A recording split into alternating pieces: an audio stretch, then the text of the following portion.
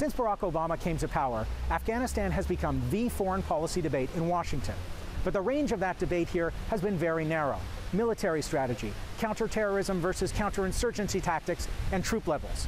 There are a whole bunch of fundamental questions that have yet to be addressed.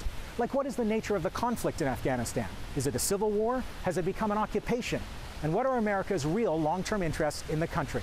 On this edition of Fault Lines, Afghanistan and the United States, the deeper debate.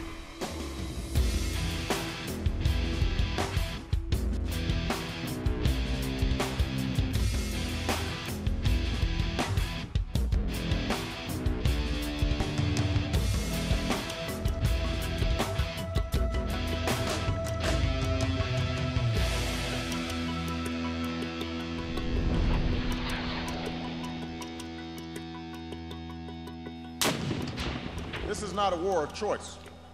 This is a war of necessity. Obama's Afghanistan policy was born in the crucible of an election campaign. To break from the Bush years, he pledged to withdraw from Iraq. But candidate Obama was no peacenik. With the Taliban-led insurgency on the rise, he called Afghanistan the right war and promised to win it. My new strategy will be taking the fight to al-Qaeda in Afghanistan and Pakistan. Fast forward to President Obama, and that campaign rhetoric has turned into more boots on the ground. It is winnable, but I don't think it will be easily winnable. The man Obama appointed to deliver that victory, General Stanley McChrystal. Importing a version of the counterinsurgency approach from Iraq, he oversaw a surge of more than 20,000 new troops. The main focus, Helmand Province, where the aim was to secure the country ahead of free and fair Afghan elections in August. Just one hitch, the elections were neither, and the body count has soared. McChrystal says the answer is more additional troops, 40,000 at the least. At the White House, Obama is weighing his options. Weeks go by, filled with high-level meetings, analysis running into the hundreds of TV hours and thousands of column inches. So, where to now? We brought together a panel and a studio audience here in the night studios at the Museum in Washington to discuss the fault lines of Obama's war in Afghanistan. Matthew Ho is a former Foreign Service officer who in September became the first U.S. official to resign in protest over the Afghan war. Jack Keane is a retired four-star general and former Vice Chief of Staff of the United States Army. He's credited with co-authoring the surge strategy in Iraq. Mariam Nawabi is an Afghan-American attorney and social entrepreneur. She's co-founder of the Afghan Advocacy Group. And Jeremy Scahill is an investigative journalist and author of Blackwater, the rise of the world's most powerful mercenary army.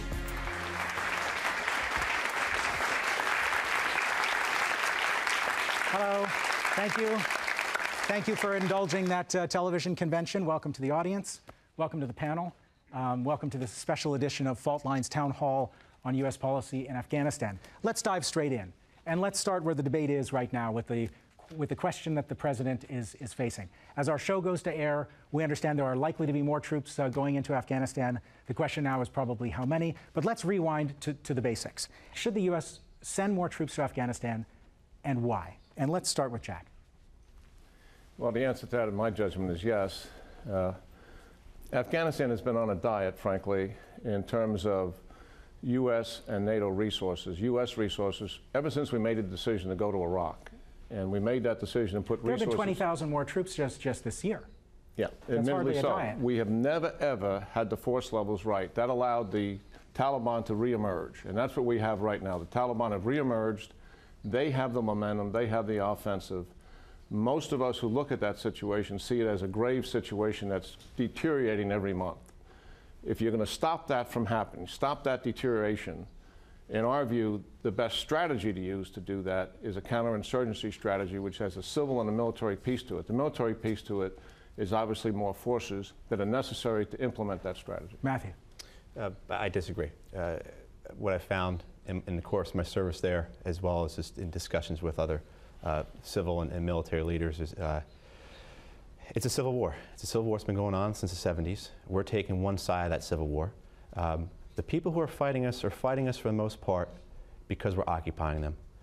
My feelings are that if we increase 20,000, 40,000, 60,000 troops into Afghanistan and push those forces into valleys and villages, where we're presently not at, we will only find ourselves completely engaged with more enemy over the course of the next few years. I'm distracted by the skepticism on your face, Mariam. I have to disagree with that. Afghanistan was not in a civil war in the 1970s. It was actually invaded by the Soviet Union in 1979.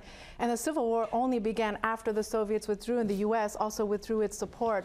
So that premise, I think, is incorrect. Now, I partially agree that we need some more troops in the south to secure the border because of the sanctuaries in Pakistan.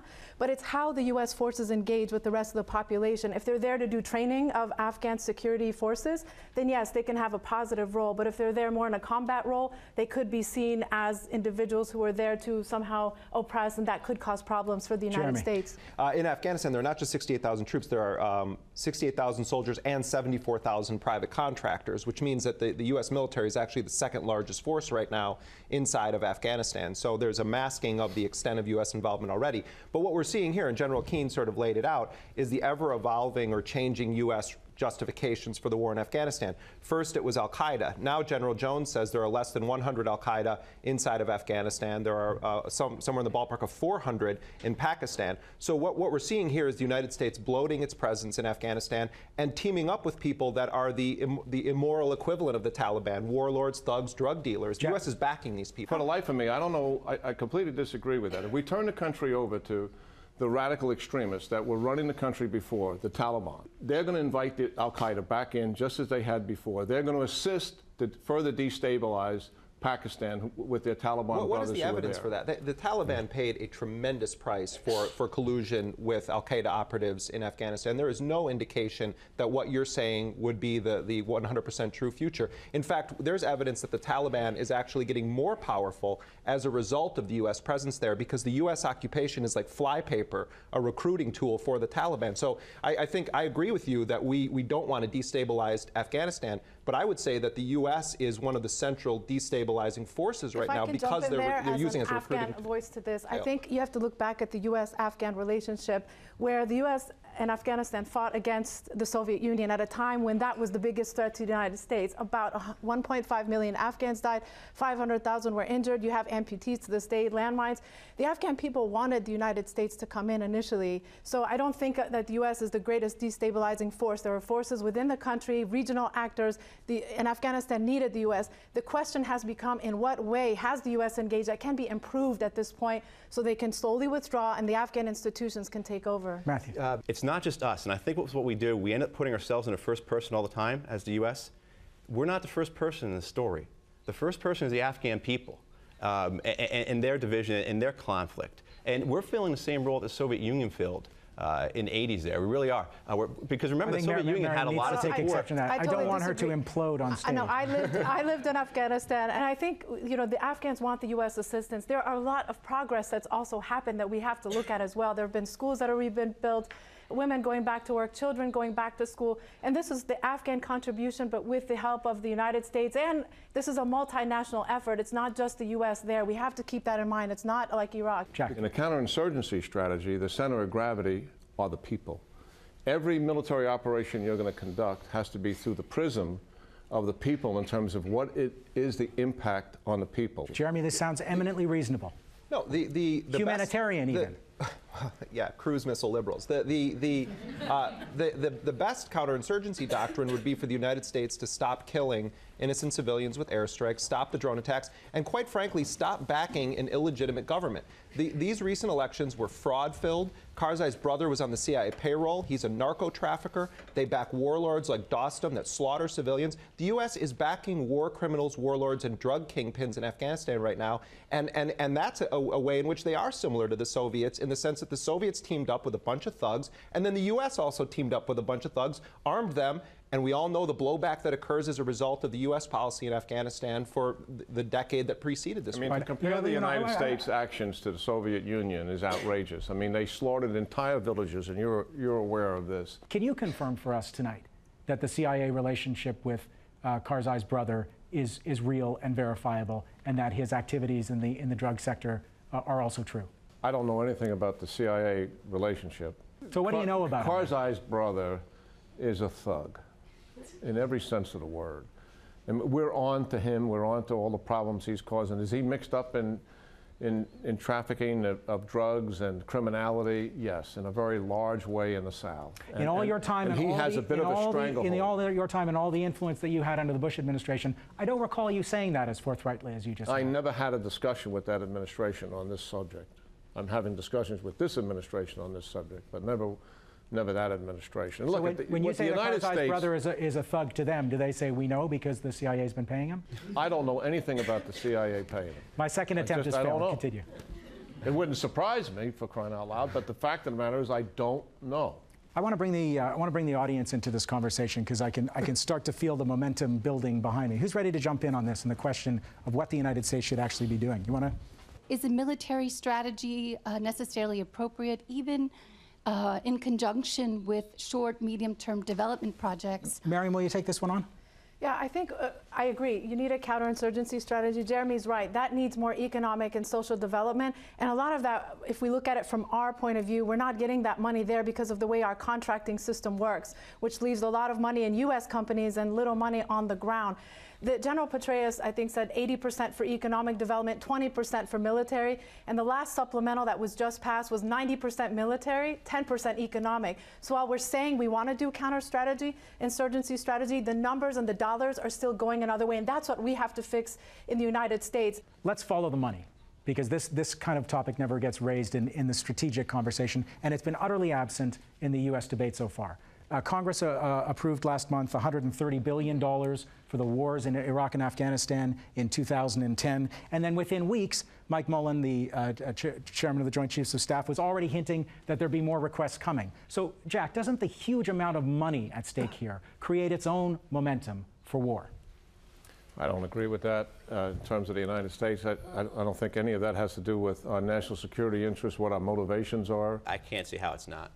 If you look at the ties between defense contractors and members of Congress, one of the questions I keep asking is, we're looking at putting 40,000 more troops into Afghanistan. We're looking at taking 50 to 60 dead Americans a month, spending hundreds of billions of dollars when this country does not have that kind of cash just to throw around.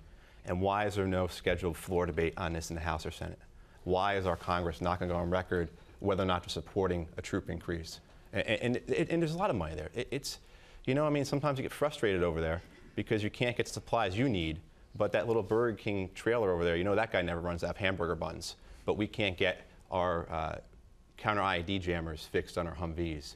And it's a racket in a lot of ways, and there's a lot of money being made there, Hold that thought. We've got to take a break, but we'll be back on Fault Lines with more of the special town hall debate on U.S. policy in Afghanistan in a minute.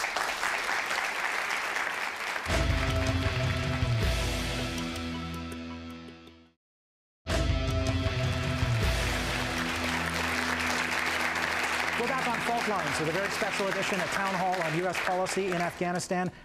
Forgive me, panel, I'm going to take this right back to the audience. And we have someone up here who's got a question or a fervent comment. Go ahead. If America wants to help the stability factor in Afghanistan, why are we not working towards more international development there, development, education, as opposed to increasing troops for combat to address a few hundred individuals? Well, we actually want that, but the problem we have is that's what you've been the Taliban are on the move. They have momentum. They want to regain control of the government. They're using violence as the principal means and intimidation and terror to do that. If we walk away, it's a fact. Talk to the Afghan people. They'll tell you the Taliban will regain control. If that is in our national interest, I'm not talking about walking away. That's what we're not listening to. I'm saying the U.S. should be there, but not through military combat forces. We need to be there from a perspective of providing our aid, everything that we know and we've learned to make our country a strong country from the perspective of development, infrastructure, education. Mariam and then Matthew, go ahead. I think there is well-intentioned efforts to do that through various U.S. agencies, but from my studies of how the aid gets funneled, it's a broken system, especially for a post-conflict country that relies on that aid. We have to take a hard look at that and say, how can we improve that to get the money there, because a lot of it does not reach the people there, and then sometimes when it does, it gets into the hands of people who have had backgrounds that have been oppressive, so people people question why the U.S. is working with them. So we can help improve things. I don't think we should say, let's completely leave or let's be there with troops. There's a balance, I think, that can be reached. The fact that we're moving through a constitutional argument and there was an electoral process, and rather than violence, means that there is progress. We have to give it some time. Early withdrawal means that we could go back to more conflict. Don't chuckle into your suit, Jeremy. Okay, you can say there was an electoral process and there is a sky. I mean, both of those things are true, but that doesn't mean that there's a legitimate government right now in Afghanistan. And I think why is it so untouchable to look at U.S. policy and national security from this perspective? What we are doing in Afghanistan right now is making us less safe as a country because we are giving an incentive to people to want to kill Americans. That is a big part of what's happening in Afghanistan right now. Every time the U.S. bombs an area of Afghanistan like Farah province and they kill a family of 13, all members of the same family, every time the drone strikes go after civilians in Pakistan when they say that they're going for high-value targets, we are giving people a motive to want to come and attack the United States that eclipses the original reasons that the United States doesn't want to go in. So what do you think the United States ought to do? Let's get to the solutions. I think that the United States should pull its military forces out of Afghanistan. I think we have no business being there. I think we're making the situation worse. I think we're destabilizing Pakistan and we're destabilizing the region by being there. Listen, we went to Afghanistan singularly because of what happened in this country as a result of 9/11. We know that. Do we as a country have any responsibility to the Afghan people after helping to topple that government with fellow Afghans?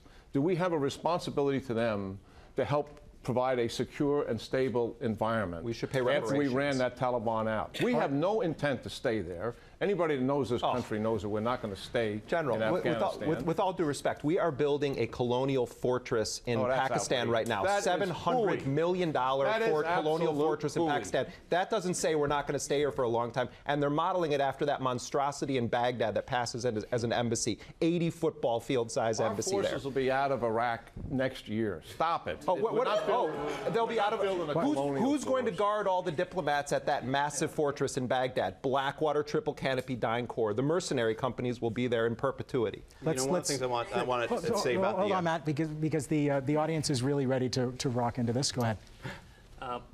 If they find someone like as brutal as Saddam Hussein in Afghanistan in the interest of stability, would they leave the Saddam Hussein version in Afghanistan and then withdraw? We can deal with this regime.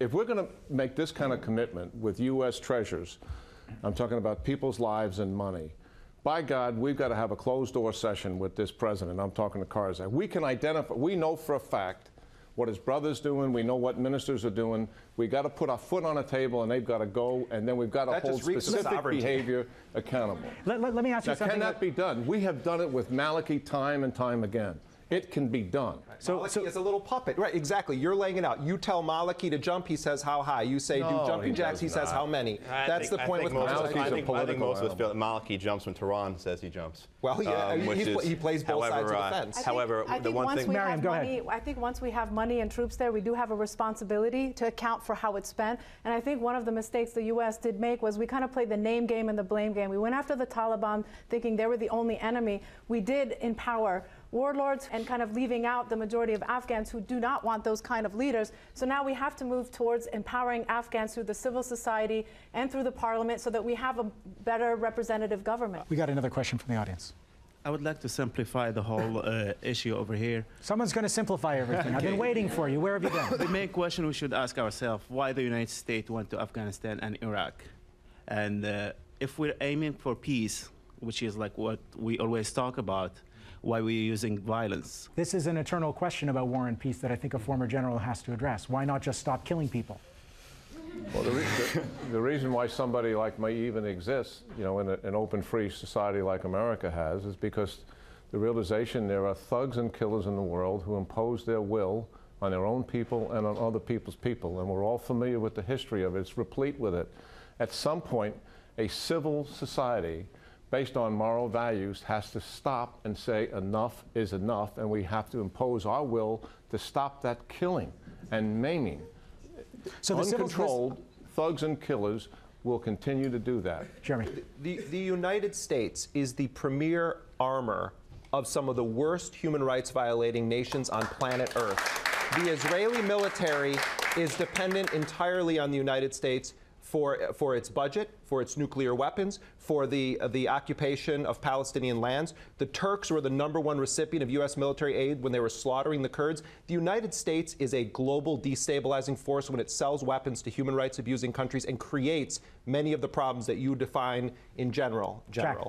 The United States of America, since I've been a part of it as an adult, the entire history of the 20th century has been devoted to freeing people from oppression. What the United States has been fundamentally interested in is stability in the world so that people's quality of life experience can rise and they can have the form of government that they want, not the form of government that we want for them, the form of government that they want. A stable world is our fundamental national security objective. What does that formulation really mean to you? What's underneath those words, and can it work? I mean, we're spending hundreds of millions of dollars there. Where I was in the South, we couldn't spend any more money. In the East, where I was as well, the brigade that was there, in the course of a year, on one hand, they dropped 500,000 pounds of ordnance off aircraft, fired 50,000 artillery and mortar rounds. On the other hand, they will have spent $180 million in reconstruction money in 4 provinces totaling 4.5 million people. If after 8 years of war, those people aren't on your side for either the carrot or the stick, you have to realize one of the things that the people with counterinsurgency, the tenet of counterinsurgency, is separate the insurgency from the population. How do you do that when the population is the insurgency? Why is so much concentration in specific areas of Afghanistan? Why is not there a multi-pronged approach that covers all the ethnicities, all the communities, the religious communities, Sunnis, Shias, Hazaras, Uzbeks? Why is so much concentration? How about you answer your own question? Why do you think it is? I think it goes back to the whole issue of... Thank you. He's been waiting for someone. Make it quick, though, because we're running out of time. Yes, because the whole notion of unified Afghanistan is being oversold these days. That this is a country where it has materialized, the notion of nation statehood has been materialized, which is not. Afghans, before they're Afghans, they're Pashtuns, they're Tajiks, they're Hazaras, they're Uzbeks. I mean, this whole, in Iraq, some work has been done. They have Iraq, in which, Arabs, Kurds, they call themselves Iraqis. But in Afghanistan, true national unity has not yet established. And that's where work needs to be done, efforts needs to be. Jeremy. I know we're wrapping up, so I just want to say that I think that there are 2 important lenses through which to view what is happening in Afghanistan right now. One is from the perspective of Afghan civilians who, of course, suffer under the Taliban and, of course, are suffering now under the U.S. occupation. They're almost never discussed. What's at stake for them is rarely discussed. It's generally portrayed through the lens of U.S. militarism or U.S. policy. On the other side, I do think we need to step back and have an honest discussion, which almost never happens on corporate television networks in this country, and that is this policy that's being implemented, will more troops actually make the United States less safe as a nation? I know it's easy to dismiss that and say it's hooey, but I actually think that is the real issue here. That's the central issue. How is the U.S. policy going to affect Afghan civilians, and how is it going to affect the long-term stability and security of people in this country? That is going to be the last question. I'm afraid we're out of time. Before anyone else says hooey, I want to thank the panel and the audience. Thank you very much for joining us on this town hall debate. That's all for this edition of Fault Lines. See you next time.